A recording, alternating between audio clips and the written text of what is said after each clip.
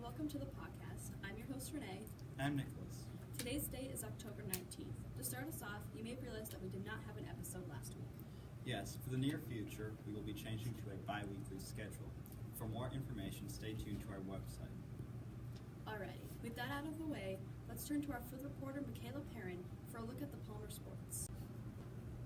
As of last Friday, Palmer celebrates the varsity football team's second consecutive win of the season. We wish them luck as the season ends off soon. Our resident field hockey team, due to the series of cancellations and delays, has had a day for the past week, and it continues until the end of next week. While their standings may be low, the spirits are high, and we wish them the best on their remaining games. In other sports news, both the boys and girls soccer teams have been doing wonderful in their leagues with a win almost every game. We from the Paw Print wish everyone a good end of the fall sports seasons. Alongside all the sports activity, Palmer High held the first Alice drill of this year on Thursday, October 18th. The Alice drill, which took place at 1 p.m., featured some new changes that were deemed necessary by school officials. Every Alice drill is designed to cover a specific facet of evacuation or safeguarding process, and this drill was designed to identify the predetermined meeting point for all students and staff. Typically during a drill, students will conjugate at the practice football field near Omo Pond. This time, for added realism, students and faculty were expected to evacuate to Divine Mercy Church. The evacuation was at the very end of the school day, so students were picked up straight from the church to be taken home. There are many issues regarding sports and after-school activities. Many school club meetings were canceled, but fall sports had scheduled their pictures to be taken that same day. The school decided they'll have a bus come to pick up all the student athletes in order to take them back to the school.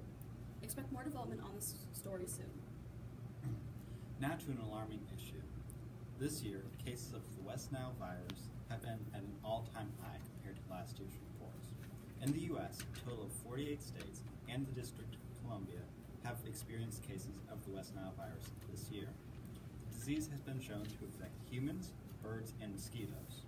Overall, there have been 1,600 cases so far this year, with 8 deaths in Massachusetts contributed to the virus. This terrible virus currently has no treatment, but in more common, mild cases, the disease will fade away on its own. Symptoms are rare, but it can include fever, headache, neck stiffness, and muscle weakness. Recovery for West Nile virus can take up to several weeks or even months. In some cases, the virus will cause permanent nervous system damage. However, only 1 out of 10 victims will die from this damage. This year, the threat of contracting the disease is decreasing as colder weather arrives. But for next year, make sure to use bug spray and avoid exposed skin while outside, as the virus appears to be more prevalent every year. Also, last Thursday, October 11th, was National Coming Out Day, which is a yearly celebration for anyone involved in the LGBT groups. 30 years ago, on that day, marks the March of Washington of 1987, which protesters stood outside for the rights of the community. To celebrate, Pawprint has asked the PHS GSA members to join us on the Pawprint and speak about their experiences as being a member of the LGBT community. Hi, I'm GSA President Martha Howell. And I am the GSA's treasurer, Morgan Stan. And we are here for, the GSA. And I myself, I identify as gay.